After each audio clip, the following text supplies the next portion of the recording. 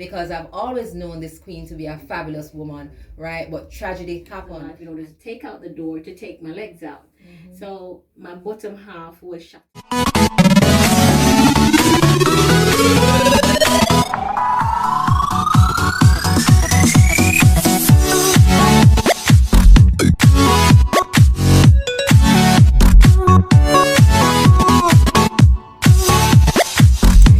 So remember when we visited Fabulous Trendz to do our dress fitting for the interview?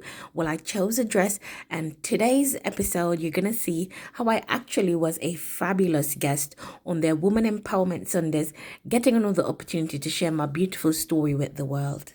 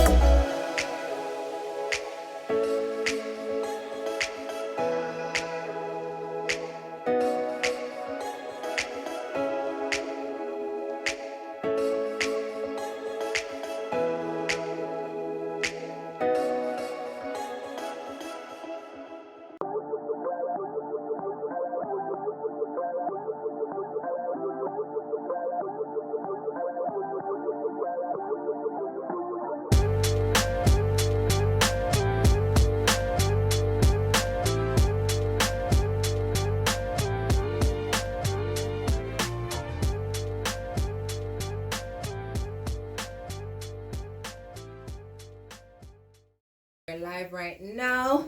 So guys, come join us again. Join the live, join back the live. I'm your host, Jane Michelle. It's Fabulous Sundays right here at Fabulous Trendz. We're located at Shops at Southdale. And remember, today is 25% off. And if you did not get your 25% off, you still have 48 hours in which to claim. That's how generous we are here. And earlier, we did our live online shopping where we showcased workwear and a mix of other pieces that you can incorporate in your wardrobe. And right now I'm rocking my blazer, my red blazer, and my leopard print dress. And of course, we're showing you versatility in style and fashion right here at Fabulous Trendz. No, to the meat of the matter, right? To the subject at hand. I am here with the beautiful, the fabulous, yes, beautiful and fabulous deana-rae Clayton. And deana-rae Clayton is an accident survivor, but she's more than that. She's going to share her inspiring story of overcoming, right, obstacles, something that was meant to destroy her, and how she has managed to find the good in it, and how she's on the pursuit of her life's journey in terms of healing, in terms of becoming a better woman, in terms of still finding back her fabulous self, because I've always known this queen to be a fabulous woman, right? But tragedy happened and she did not allow it to detract or hinder her, even though it may have slowed her up a bit. She is back on track. Thanks be to the Creator for keeping her here. And even though she still has a lot of hurdles to overcome, right? She's on the path to recovery.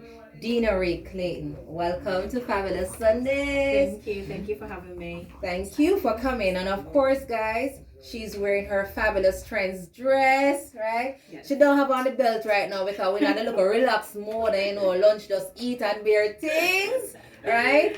But it's always a joy being in the presence of another Jamaican woman who is making boss moves, right? So guys, stick and stay, and we're going to briefly have a conversation with deana-rae about what is happening right now, and we're going to touch on the foreign language syndrome, right? Yes. Foreign language syndrome. Foreign accent syndrome, yes, which actually happened after her accident. So deana-rae, again, welcome. It's great having you. Let's get straight into it. So you had an accident. Yes. What year was that again? That was July 30, 2019. 2019. So it's just a little under 2 years. Over 2 years. Yes. Over 2 years. 2019. Yeah, we're in 2021. 2019. And take us back to not so much of the accident, because I don't want you to relive that, but after realizing that your life has suddenly changed. So it's a new time, new deana-rae, new space. You wake up in the hospital. What next? What's the thought? The thought was that I was gonna die, because when I woke up, when I initially left my house, I was fine. When I woke up, all I heard was, "Miss Clayton, you can't move." And I'm like, okay, why can't I move? And I'm moving to myself, but my body's not moving. So I woke up and I was on life support. I had a neck brace on and I could not move from my neck down. It was immobile. And when they actually showed me, because they had to show me what was going on by a mirror. And so they had 2 jugs, 5-gallon jugs of water attached to both my legs to keep them in place. And then I had metal bars going through both of them, because what happened in the accident, I was sitting behind the driver and I was hit on the driver's side. And so one leg went into the door and the other one, the driver's seat, came back and hit my hip. So they had to take the jaws of life in order to take out the door, to take my legs out. So my bottom half was shattered. And so I thought to myself, and a lot of people keep saying to me, why did that thought come to you? The thought came to myself was that I am paralyzed. I am going to have to be living with my parents for the rest of my life. I'm not going to be a mother, because that's the most important thing to me. Like growing up, everybody say, what do you want to be when you grow up? I don't want to be a lawyer or a doctor. I want to be an educated stay-at-home mom with a business. And so all those thoughts are running through my head, and then everybody around me is crying, and I'm like, okay, so life has officially ended. So in a sense, you felt like your independence was being snatched away from you and you had no control over it. Would I be correct in saying that? I felt like my independence was a thing of the past. Wow. Because everything, I went from completely 100% independent to 100% dependent in every sense of the word. When I woke up, I couldn't even lift my hands on my own. I couldn't move. I couldn't roll to one side. If I blinked, I felt pain. Wow. So everything was taken away from me. Well, I mean, you're slowly getting them back. You're slowly getting, and we have to be thankful and grateful for that. Yes. No, guys, I've known deana-rae for years, right? Because we're original Mobile people, right? Mobile family in the house, we're Mobile people, right? And she has always been a very vibrant personality, full of life. When they talk about life of the party, are we that? She went to UTech, I went to UE. Right, so she was always that bubbly, and I'm happy you haven't lost that. I'm happy you haven't lost your bubbly personality. But guys, me never know deana-rae if you have no British accent. Yeah, me I tell you the truth. Me never know deana-rae if you have no British accent. So, and then knowledge again. I always speak about knowledge and information and sharing information, because who would have thought that you meet in an accident, right, and suddenly you come up with an accent. You understand? And a lot of people may hear it and say, but how is that even possible?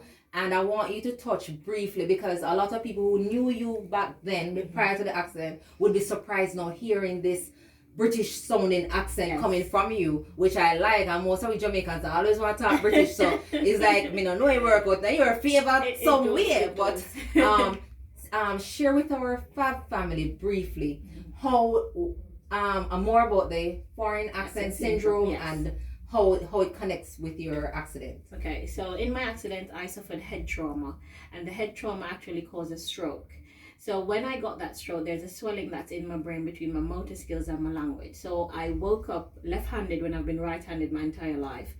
And I woke up speaking American. Wait, so you've been right-handed your entire life, and you woke up left-handed, as in fluent writing with your left hand, which you didn't use before? No, I want to get paper and pen for me, please. I have to go see it. But yeah, continue. Right, and then what happened is that I woke up speaking American first, and then it went to Trinidadian, and then it went to British, and it's been British ever since.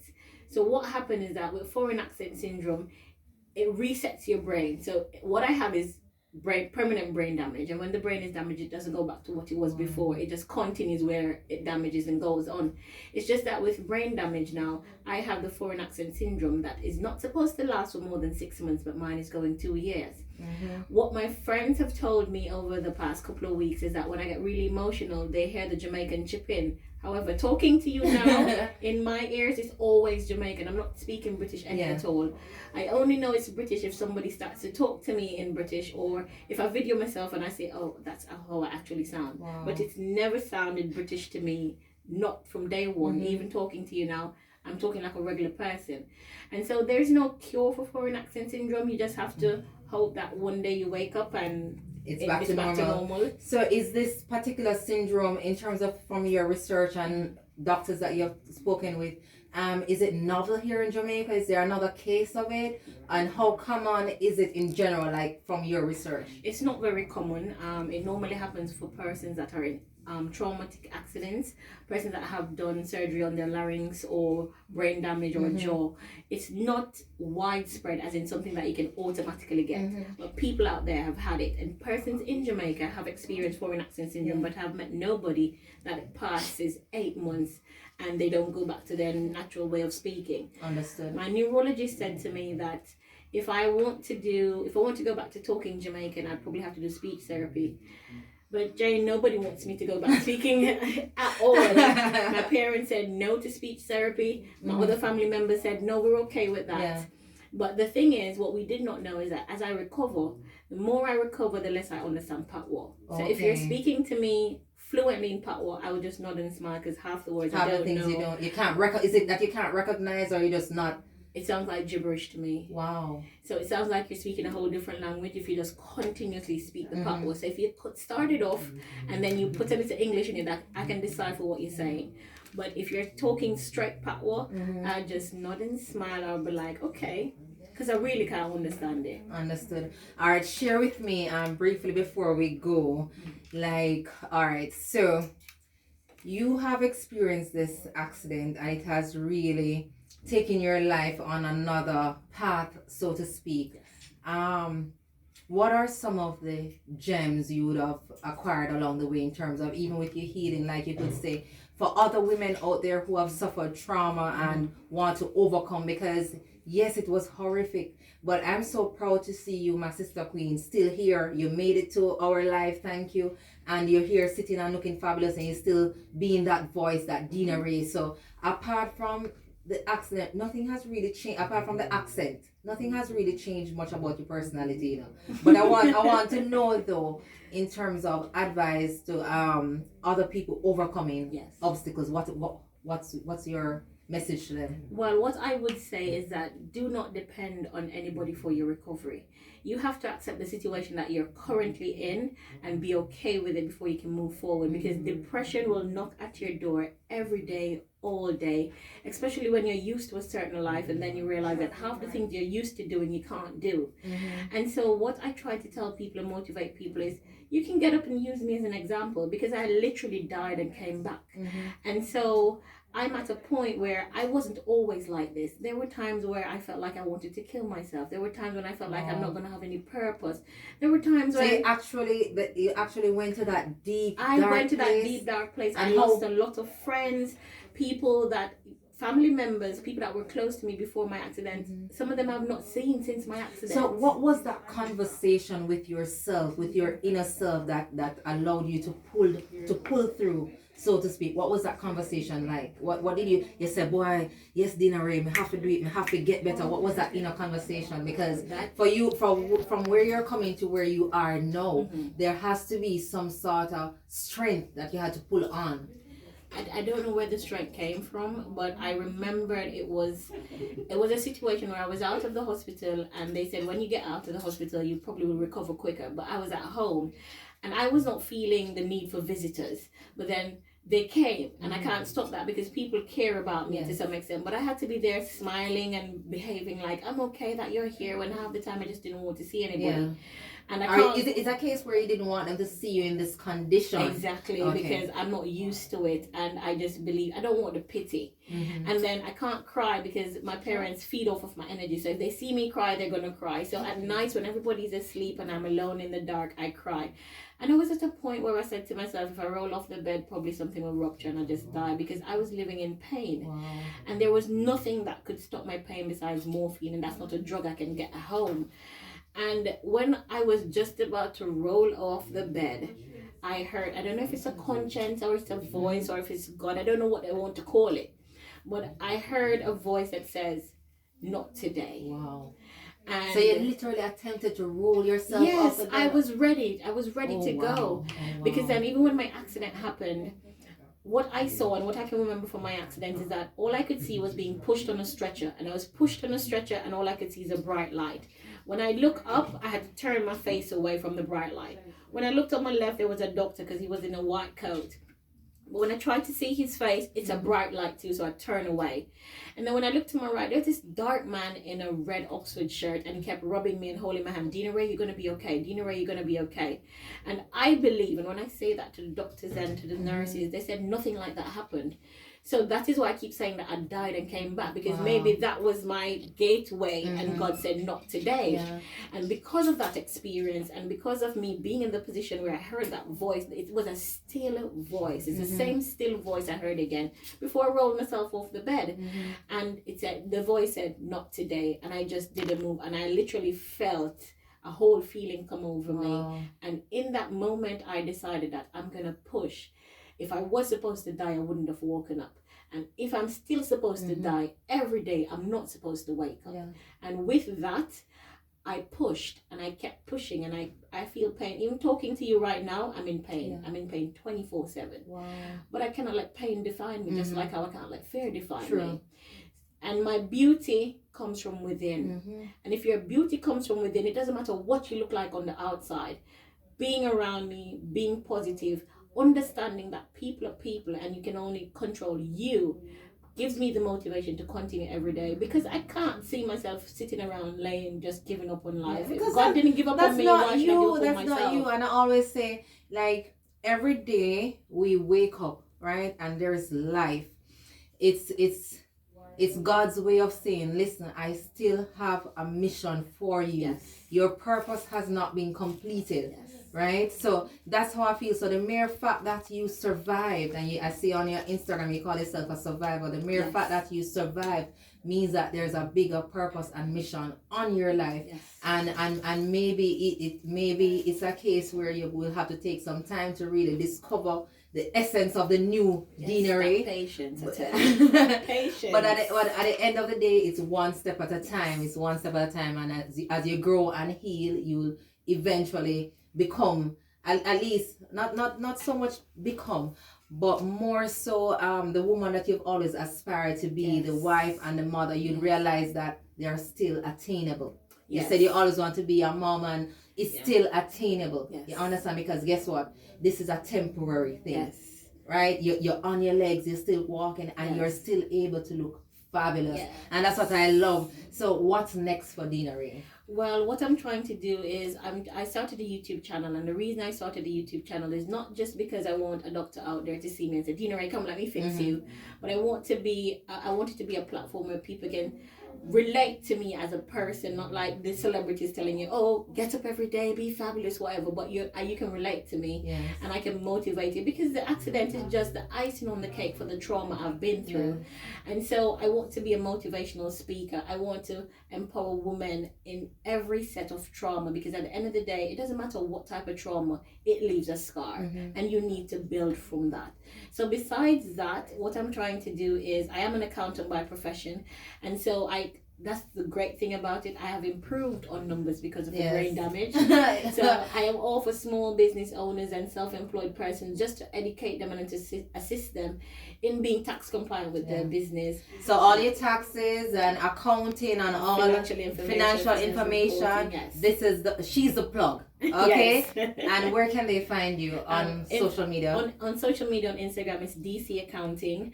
And if you go to my personal page, which is deana-rae Clayton, you will see all the information. I'm very easily available to people. All right, so it's been a pleasure, deana-rae Clayton, a true inspiration, a true warrior, and a true survivor. And I'm so proud of your progress. And I wish for you more healing, more life, and more prosperity. And you'll be seeing more of Miss deana-rae Clayton as we have other things to do as it relates to fabulosity. And we'll be partnered with her with some of her pieces. Of course, she's our new plus size model, fabulous size model. So you don't know the thing. But ladies and gentlemen, it's been a pleasure. Fabulous family, Fabulous Sundays, brought to you by Fabulous Trendz. I'm your host, Jane Michelle, and I want to say a big thank you to deana-rae, to Christine Bros on Wheels for my makeup today. Of course, shop at Fabulous Trendz all the time, whenever you can find us. Shops at Southdale, shop number 2. Okay, Fabulous Trendz. And I also want to say a big thank you to the team who created this backdrop, Maxine and Barbara, and of course the extraordinary Sasha, who's here making sure that everything goes well, and to everyone that is a part of the Fabulous Trendz family. Thank you. It's been Fabulous Sundays. All righty.